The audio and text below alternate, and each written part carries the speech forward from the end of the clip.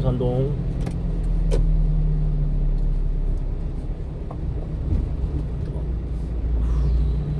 빨리.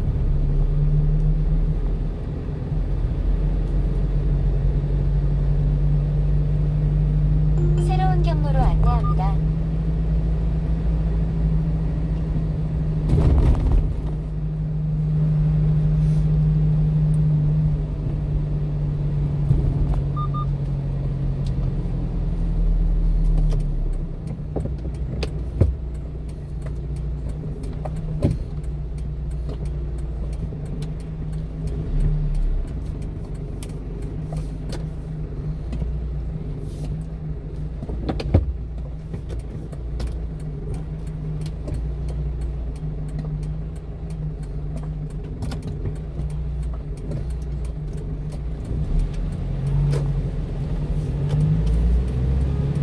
헛설 식당 50km 신호 위반 과속 단속 구간이 오다.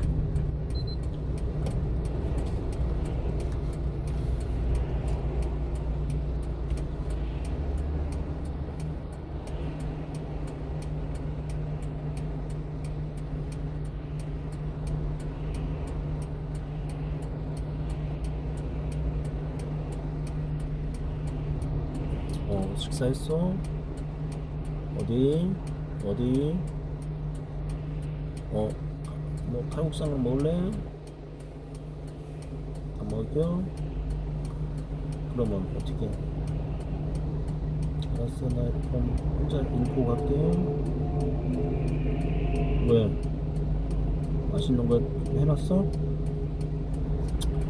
배달 갈게.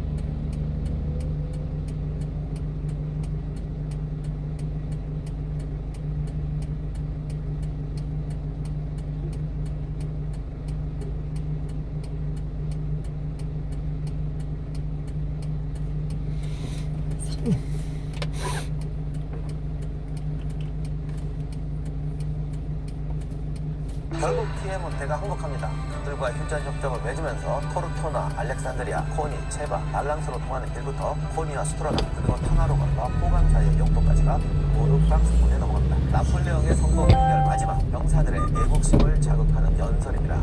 나폴레옹은 전쟁터에서 연설을 두고 말하기를 사람을 움직이게 하는 유일한 방법은 그들의 영혼을 새로운 경로로 안내합니다.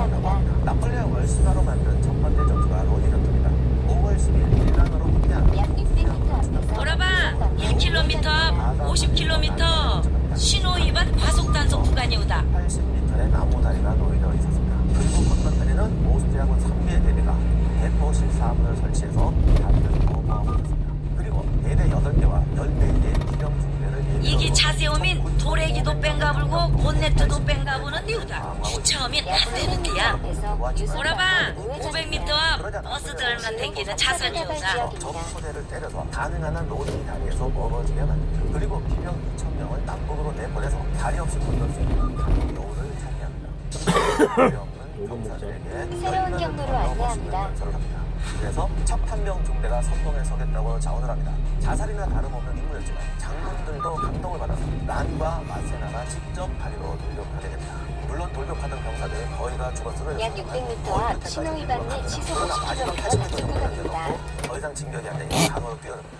이때 나폴레옹은 병사를 추가로 투입했는데 마치 이때 여우를 찾아서 건너던 기병들이 돌격해 들어오기 시작합니다. 그러자 오스트리아 군대는 무너졌습니다. 나폴레옹 군대는 로디 다리를 건너서 적들을 점령하게 됩니다. 이렇게 돼서 로디 전투는 나폴레옹을 신화로 만듭니다. 나폴레옹 자신도 이상한 소리를 합니다.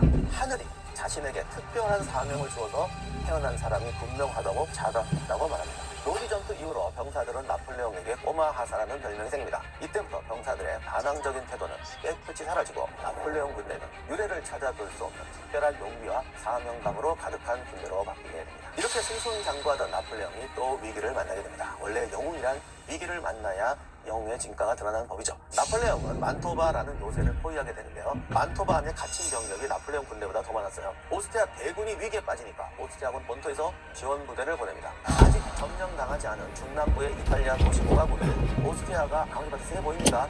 그쪽 편에 붙어서 반나폴레옹 전선을 선전합니다. 이 사태에 고무되어서 나폴레옹이 점령했던 도시에서는 반란이 일어납니다. 나폴레옹의 5만 병력으로는 감당하기 힘든 상황이었죠. 나폴레옹도 처음 겪는 상황이었지만 반란이나 시위는 가혹하게 진압합니다. 그런데 가장 큰 문제는 난공불락의 요새였던 만토바를 함락할 수가 없다는 것이었어요. 나폴레옹은 만토바를 포위한 채 남은 병력을 가지고 중부 이탈리아를 석권합니다. 그리고 도시마다 엄청난 기부금을 뜯어내서 중대 정부에게 보냅니다. 당시 오스트리아군은 중군, 좌군, 우군으로 나뉘어서 남하하고 있었습니다. 나폴레옹은 지금까지 닦아온 기동방어 전술을 대응합니다. 소수 병력을 보내서 자군과 우군을 상대해서 버티면서 시간을 끌게 합니다. 그리고 부대를 더 잘게 쪼개서 현란한 기동으로 이 전투의 주도권을 잃지를 않습니다. 나폴레옹은 로나토 전투와 카스틸리온의 전투에서 연이어 승리하게 되는데 그 비결이 사각방진 체제라는 것이었습니다. 새로운 경로로 안내합니다. 부대 4개가 가다가 적의 대군이 나타나면 맨 오른쪽에 있는 부대가 앞으로 진격해서 적을 막는 수비대 역할을 합니다. 이 우익이 최대한 버티는 동안에 전위, 자위, 후위가 이 전투 상황을 봐서 적의 약한 곳을 치게 됩니다. 마치 거대한 항공모함에 여러 대의 구축함이 여러 방향에서 돌진하는 잠시 후 그러면 우회전입니다. 원래 그동안 왜 실행이 되지 않았느냐? 500m 앞 30km 신호 위반 과속 단속 구간이 오다. 새로운 경로로 안내합니다. 기병이 해줘야 되는데 대포가 등장하니까 인양 1km 앞 50km 신호 위반 과속 단속 구간이 오다. 새로운 경로로 안내합니다. 그리고 잠시 후 좌회전입니다. 이어서 100m 앞 우회전입니다. 약 150m 앞 어린이 보호구역입니다. 시속 30km로 수행 운전하세요. 명령을 전달하는 방식인데 작전을 변경하거나 응용하기가 쉽지 않습니다. 그러다 보니까 무조건 병력을 밀집시키고 직선으로 움직이는 전투가 유행했던 것입니다.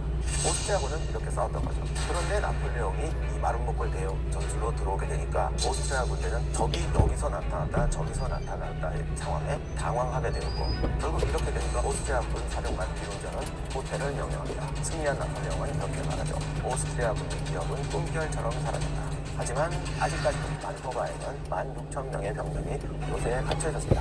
그런데 이 애매한 상황이 또 나폴레옹에게 유리하게 전개됩니다.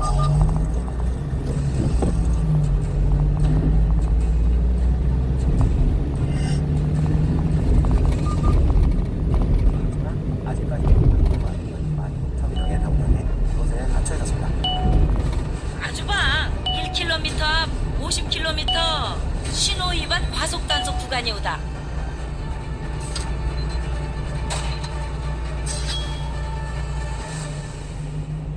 안녕하세요. 세상의 모든 전쟁사를 읽어드리는 전쟁사 읽어드립니다의 역사학자 임영환입니다. 오스트리아군은 이들을 구하기 위해서 또 병력을 내보내고 집요한 시도를 합니다. 하지만 실패하게 되고 나폴레옹은 나폴레옹대로 만토바를 함락하지 못합니다. 11월에 오스트리아군이 다시 한번 인질 작전을 시도하는데 이때 오스트리아군은 요제프 알빈치라는 장군이 임소를 500m 앞 50km 신호 위반 과속 단속 구간이 오다야 맹심 없어. 헛설 쉽다. 50km 신호 위반 과속 단속 구간이 오다.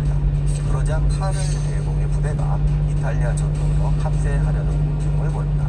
이렇게 되면 나폴레옹도 도저히 감당할 수 없죠. 심지어 나폴레옹의 본대도 패배합니다. 그러자 나폴레옹은 다시 병력을 모아서 알빈치를 습격하기로 결정합니다.